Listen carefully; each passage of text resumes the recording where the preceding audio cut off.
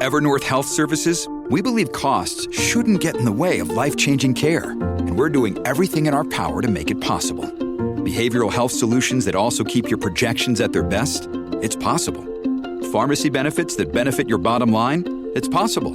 Complex specialty care that cares about your ROI? It's possible. Because we're already doing it. All while saving businesses billions.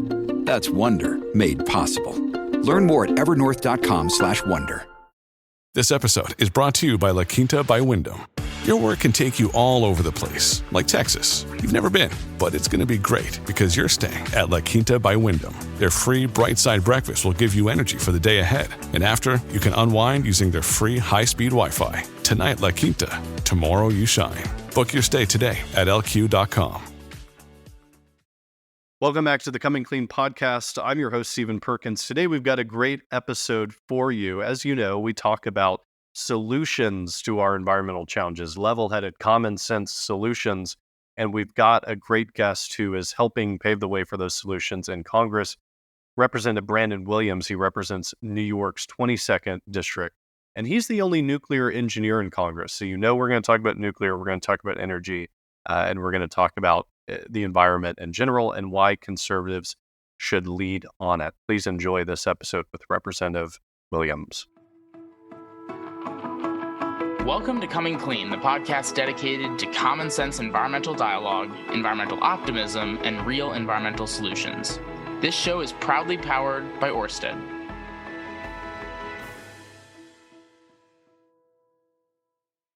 Congressman Williams, thanks so much for joining Coming Clean. How are you? I'm well, Stephen. Good to be here. Thank you. Of course. I want to start off because you have an interesting biography in the context of other members of Congress. A lot of members of Congress, they come from, they're lawyers. They served as politicians in other branches of, in other levels of government. You're the only nuclear engineer in Congress, and I find that fascinating. I think we need more nuclear engineers in Congress.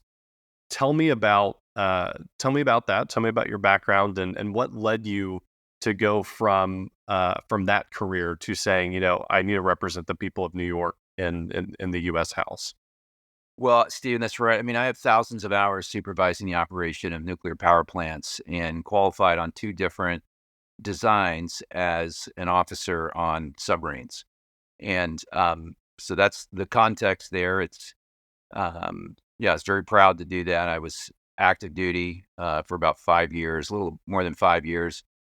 And, on board the boat, I had a lot of responsibilities. One of them was the electrical officer. So all of the power generation, distribution equipment, as well as many of the motors and pumps and what have you.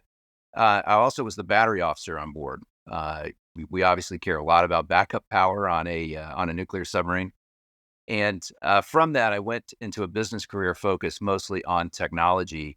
And I'll just summarize by saying, the years before I ran for office, and this is the first time I ever sought public office, was just two years ago. I was working to modernize the industrial control systems for the process industries, which is like refineries and chemical plants. But it's really the systems engineering framework that was applied to industrial manufacturing. Of course, it's very important for the operation of nuclear power plants. But it is a unique approach to not just the technical depth, but also a systems engineering approach to how things work. And, I think you've seen that. Obviously, there's some really successful people like Elon Musk that I think have that mindset, and of course they do that at a whole different level. But it is unusual and unique in Congress to bring a cause and effect and trying to understand all the complexity and how it interacts and what the consequences of things might be as you're making policy. So that's what I hope to bring, and I think that's a voice that I've been able to bring to Congress. So there's a couple of I want to talk a little bit about your time in Congress as a freshman member and some of your observations. As someone who comes from that background of I'm going to think through things systematically, talking about cause and effect, and then you get to a House of Reps that I think a lot of our listeners would describe as a bit chaotic, a bit maybe not too uh, doing too well in terms of systems and process and thinking through those things. What have been your observations as a member? And maybe give us some stories of moments where you've seen that sort of thinking work really well, and actually, behind the scenes, there's more progress than we may see on our TV screens. Well, I hate to dash your hopes. It is, frankly, it's disheartening to see the rancor and discord, and frankly, a lot of what I would just call shallow or weak thinking about the problems that we face as a nation, as a world. Um, and so much of what happens among our elected officials is really geared to be consumed on social media. And I always say that there, unfortunately, is a segment of elected officials that measure their actions by three metrics. Did I did I get on TV? Did I raise money? And did I get reelected? Uh, did I get reelected? And so that's very disheartening to me, because the consequence of what we do in Congress obviously has wide-ranging effects, perhaps even generational effects. And so, sometimes we talk about the law of unintended consequences, but that would be if you suggest that it's unintended consequences, you would actually have to think that the consequences were uh, attempted to be understood in the first place. And I'm not sure that they always are. So I do find that's not universal. There's some very talented, smart, principled people, frankly, on both sides of the aisle that care a lot about our country. But the nature of social media and media is that it rewards people that are loud and rancorous and elicit emotions instead of elicit thoughtful solutions. Again, that's definitely not universal. There are some talented people, but that's my frustration, and I wish I could give you more encouragement there. That's okay. We're looking for the real answer there. I'm not going to ask you to give us the blueprint to solve that, but I imagine that you've thought through some ways that we change the incentive structure in our government to be more solutions oriented versus maybe what I would call outrage oriented. I mean, what do you see just as some of the low hanging fruit that could be accomplished to make Congress work better? Really at the heart of it, one of the key problems is gerrymandering. What you end up this is on both sides of the aisle, red states and blue states, and it's happened to me as well, where the state legislators cobble together very convoluted congressional lines at all levels, but I'm thinking of congressional lines, and that they are. It tends to end up at a very polarized um, electorate. And what I mean by that is that the the state representatives are trying to get as many seats that are safely in their particular party. And so they'll put all the Republicans in one district and all the Democrats in another, um, so that they can try to get as many seats as possible. What that does is that it makes the vast majority of congressional seats not competitive. It's 435 House members, and there's only about, in any given year, 20, 30, 40 that have the potential of changing from one party to the other. That means that almost 400 seats are just simply never going to change. And that means that, it tends to be the more extreme voices that win primaries. And that ends up in a very, that rewards the, the loudest, angriest voices, and tends to suppress the ones that are looking for solutions. So, anyway, I would encourage your listeners to sort of look into that. And politics has become a zero-sum game where it's all or nothing. You win the White House or the Senate or the House of Representatives, and you reward your friends and you punish your enemies, and it doesn't matter the consequences. And I that's not how it works on a nuclear submarine. I can tell you. The nuclear submarine, I went down with 160 people, guys in my day, and we had to get along. It's not like you had to like everybody. You had to get along because you all end up in the same place.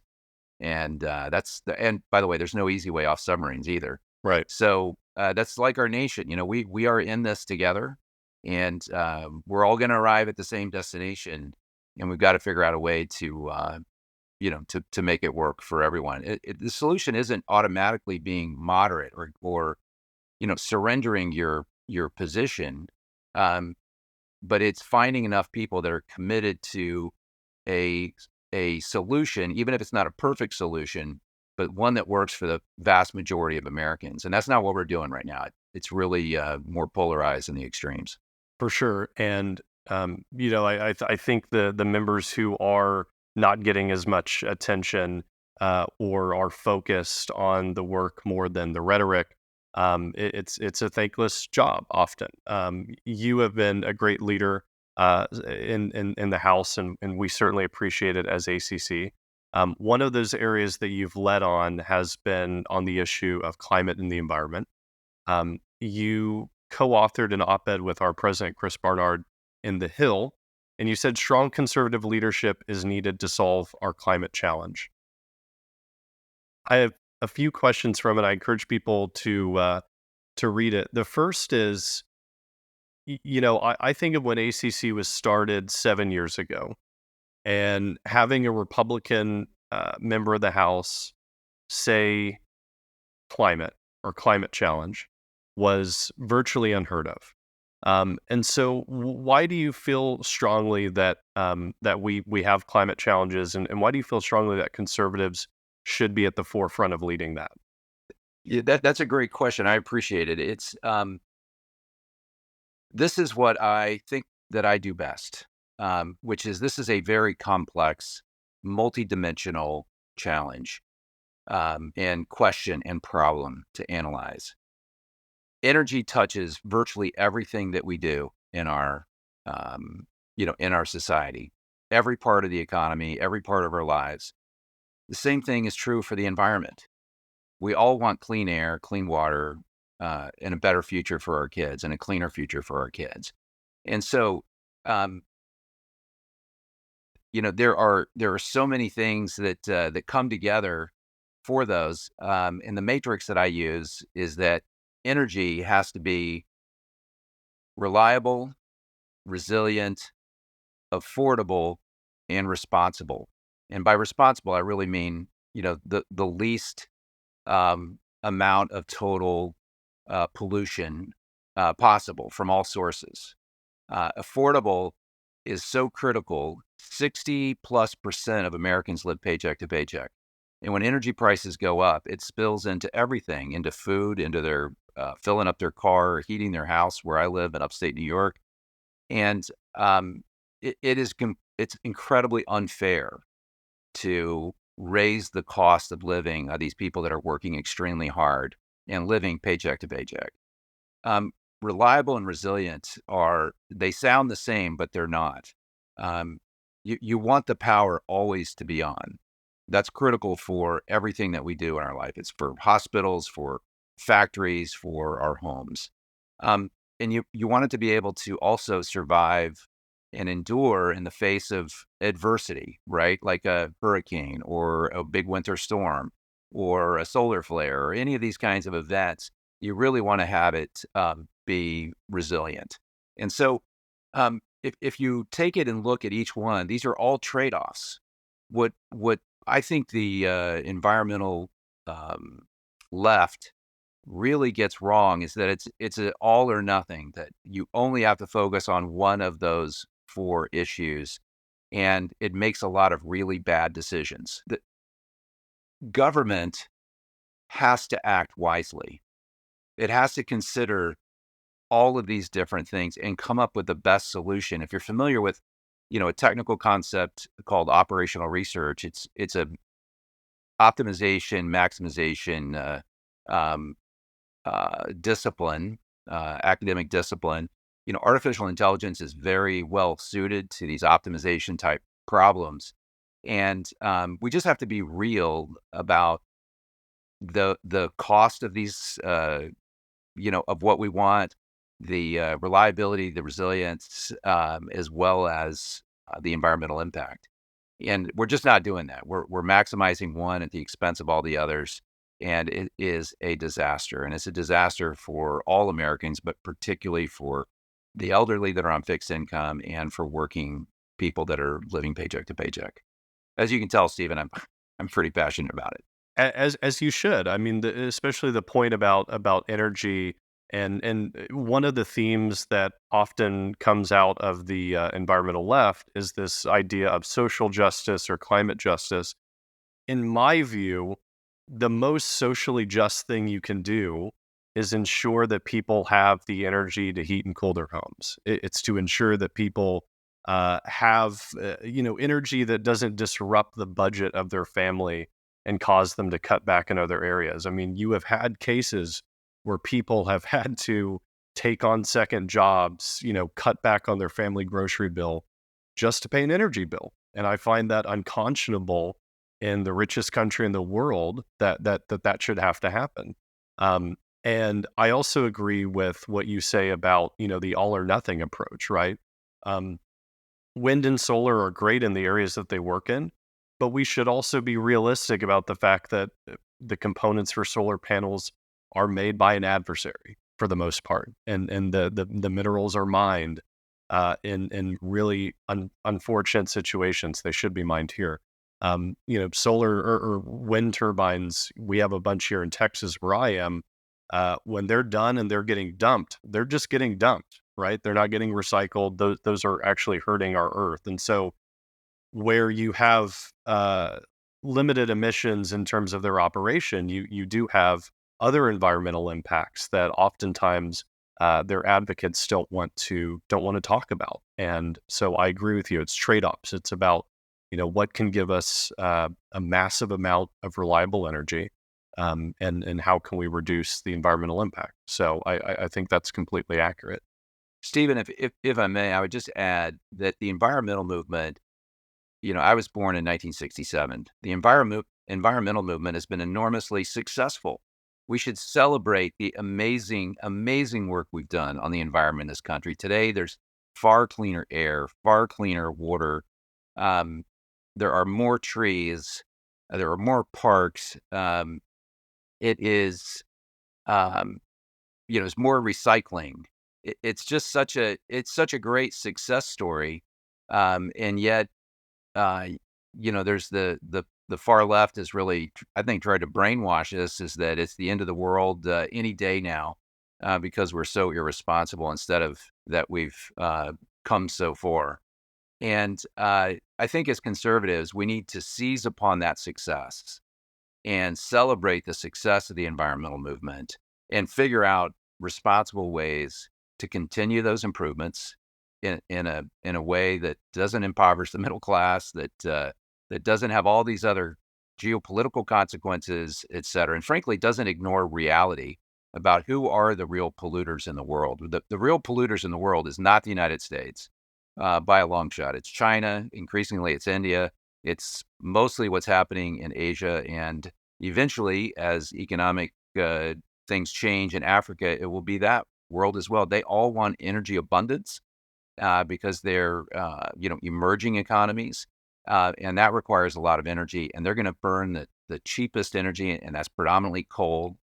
And that's where the pollution is coming from. If we don't count for all of these very complex, dynamic issues, we're just going to make really disastrous choices, and that's what we're doing right now. And one of the things that I've noticed, as someone who I started in conservative politics when I was 13, that was like the Tea Party time. And so there were a lot of, Sarah Palin saying, drill, baby, drill. And like energy was at the forefront even back then.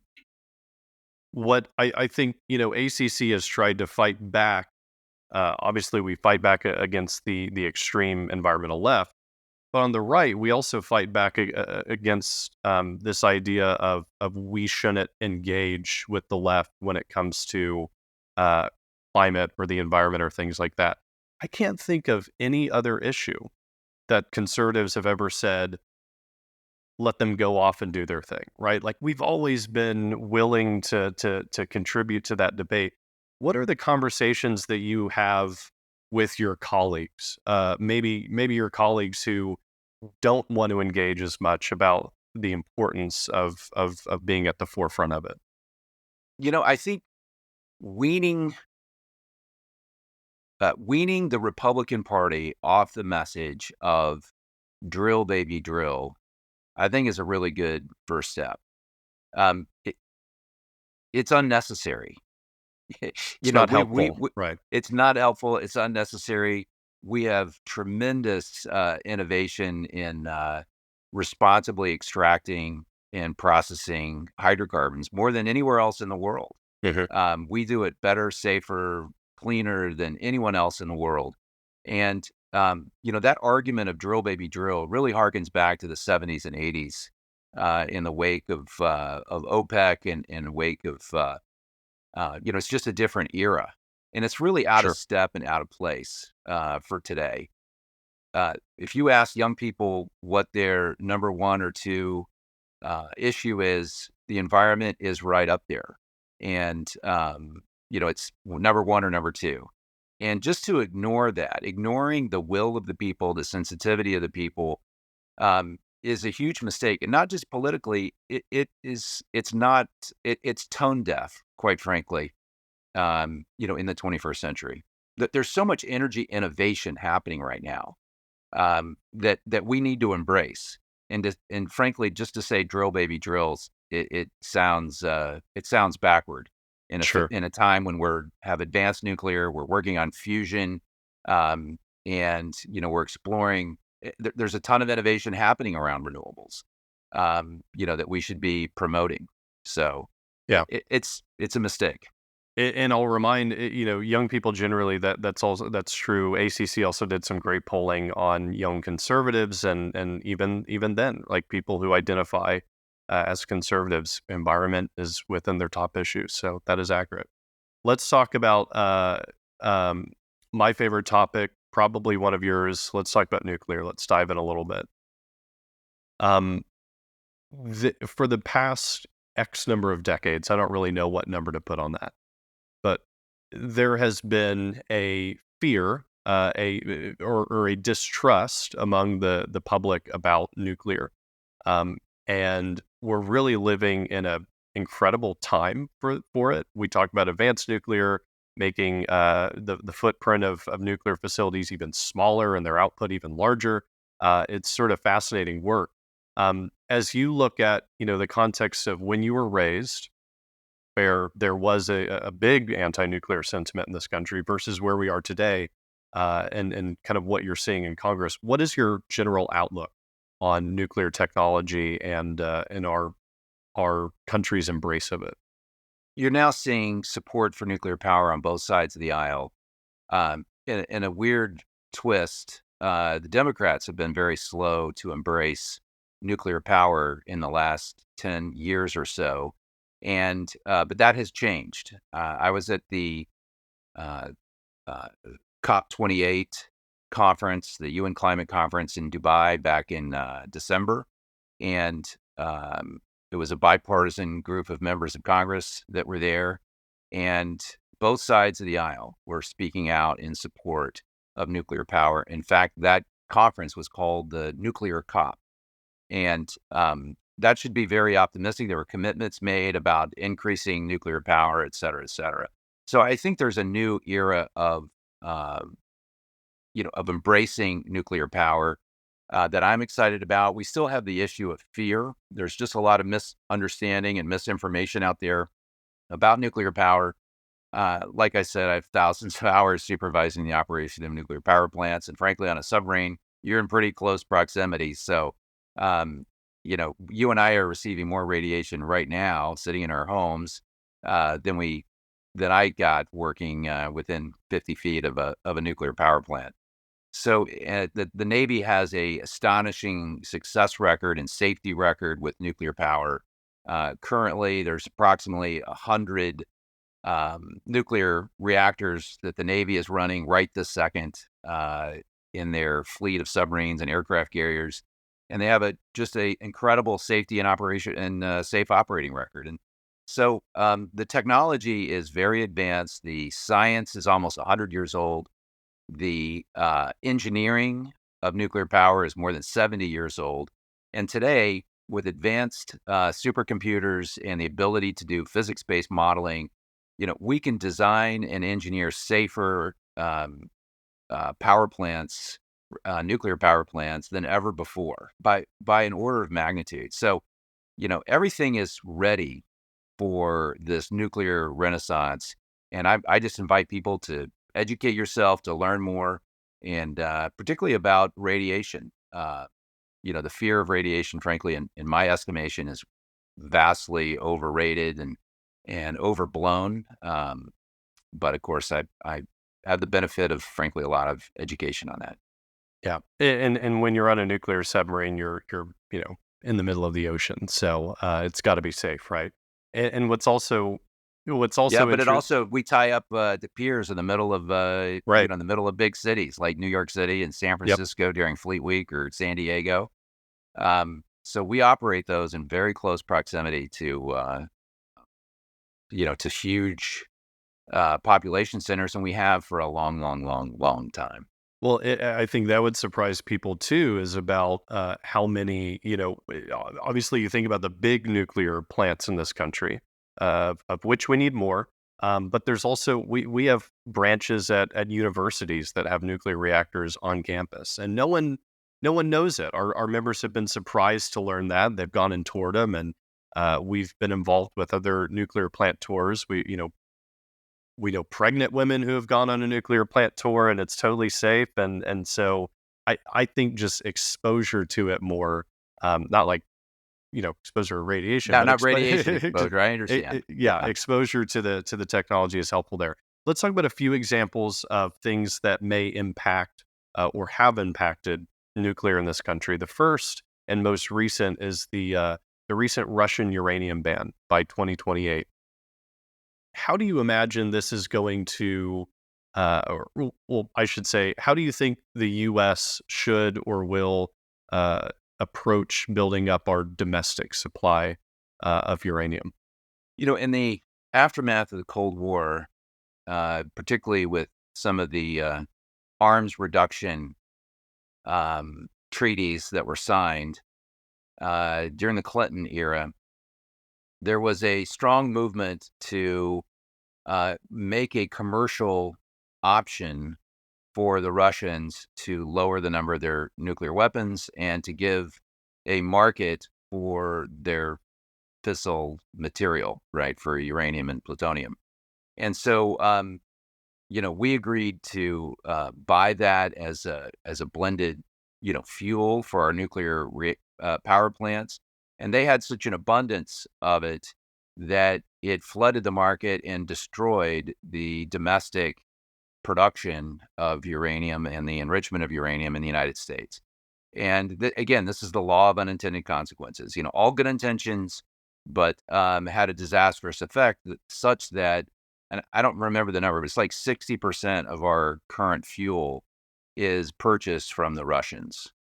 And they're obviously increasingly an adversary today with the invasion of Ukraine and cutting off energy supplies to Western Europe. And yet we seem unwilling to invest, in uranium mining in the United States as well as enrichment in the United States. But that is starting to change. And federal government has stepped in to do that. Centrus is now as a company that is taking on the enrichment portion, and there's plenty of uranium in the United States that we could mine, but it's something that we're going to have to address. So that there's an interesting math problem of when the ban takes effect from Russia, and do we have enough supply, capacity by that time? And right now, I'm not sure we have that balance right. But again, this is back to a systems engineering approach. Are we making wise decisions? And so those are things that I'm thinking about. For sure. In your home state, or in your state of New York, Indian Power Indian Point power plant, nuclear facility there, was closed down. We've unfortunately seen a lot of nuclear facilities either being closed down, announcements to close them down. There have been some successful fights to keep them open, but when that plant closed down, it led to a huge spike in emissions in your state. Um, explain not explain the closure. You weren't responsible for it, but explain your view on why that is not a great thing, and what you think the state of New York should be doing in that situation. Governor Cuomo prematurely shut down Indian Point purely for political reasons. These are not engineering or economic decisions. They're purely pandering to the environmental left, regardless of the consequences. And you just very well described the consequences of this. He also banned future natural gas pipelines, and there's an effort to force everyone onto electricity and the electric grid, ostensibly for environmental reasons. But as you pointed out, the emissions actually have gone up. The carbon footprint of New Yorkers has gone up because of these kinds of decisions. The state of New York in particular, there's a lot of complexity here that I dove into, but the state of New York dictates and directs what kind of power that they want. And so Cuomo, followed up by Governor Hochul, has gone all in on wind and solar. You may know that this is the worst place in America for solar. If you look at the Department of Energy's National Renewable Energy Lab maps, they will tell you exactly that. It'd be great in Yuma, Arizona, not great in upstate New York, but they're doing it anyway.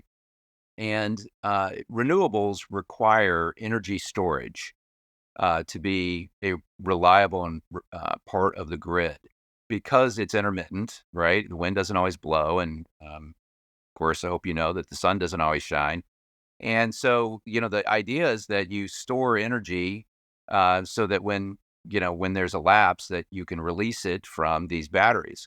Well, 2 weeks ago in a committee hearing, I had the director of the National Science Foundation as a witness. And I asked him directly, I said, is there a grid scale solution, battery solution for energy storage available today? And he said, no, there is not.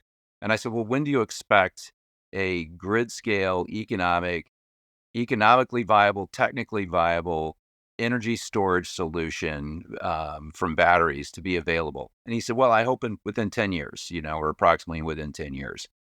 And for us to be making these enormous investments in wind and solar, when in fact they are destabilizing the grid, they're actually causing emissions to go up, because we have to leave coal power plants on the grid just to keep the lights on for this baseload power. These are the kinds of political decisions that are being made that have terrible consequences for the environment, for, as I said, working families, and just for common sense. These are terrible decisions, but no one's willing to dive into the complexity, the actual truth, and everybody's stuck on just the messaging. Save the planet. It's got to be wind and solar. People can see them and makes them feel good about it. But these are disastrous energy decisions that we've made. And I just want to amplify what you said about the witness testimony there of at least 10 years before we have grid scale storage. That is staggering, and hopefully caused a lot of your colleagues to think about that problem. I'll brag on Texas and say this year we're going to bring on more battery storage than California. We're going to be the top battery storage state. So excited about that, but obviously still a lot of work to be done. But on a grid scale, if you're actually, and again, I'm not sure, maybe you're talking about lithium ion batteries, that is not a viable economic long-term solution. And particularly when you know how where that lithium comes from, how it's disposed of, what its lifespan is. these are not economic decisions. And so, lithium ion is a bridge technology at best. The Department of Energy labs that do amazing and astonishing work are working very hard to come up with new technologies that are um, much more efficacious and um, economic for energy storage. But it is, and I just have to tell you the truth. It's just this is not a viable strategy of what we're on right now. Let's also touch base, and then we'll wrap up with some final questions. You mentioned part of the shutting down the plant in New York. There was a ban on natural gas pipelines. Obviously, a controversial thing. We now have the president who has put a pause on LNG um, through the election, conveniently. Um, what's your thoughts on that and a way forward? What do you see as the way forward there? Well, we live in a political system right now where you reward your friends and you punish your enemies. Forget about the idea of public service or unity. This is the worst form of government, and so Joe Biden is only punishing red states by this LNG ban. He's actually probably inadvertently punishing our Western European allies because they were relying on us for this LNG shipments, by the way, that are much cleaner than any LNG available in the whole world. Right. And but he's doing it just to pander to the environmental left, and frankly to the um, to the hard left in general, because they love seeing red states suffer. And I don't understand how this is leadership. I don't understand how it's leadership of any kind that you would do that. So these politically driven decisions are shameful. I don't have another word that's polite. I think I'd agree with you on that. Let's let's end on a lighthearted note, and I have a few final questions that we like to ask our guests, rapid fire sort of format here. The first is a book you would recommend to our audience. Could be a classic you read a while ago that sticks out, or something new that you think people should check out. Well, I read a lot, so I can't say just one, but I would encourage you to read the book Mindset by I don't remember her name, but the professor from Stanford. It really talks about a growth mindset versus a fixed mindset.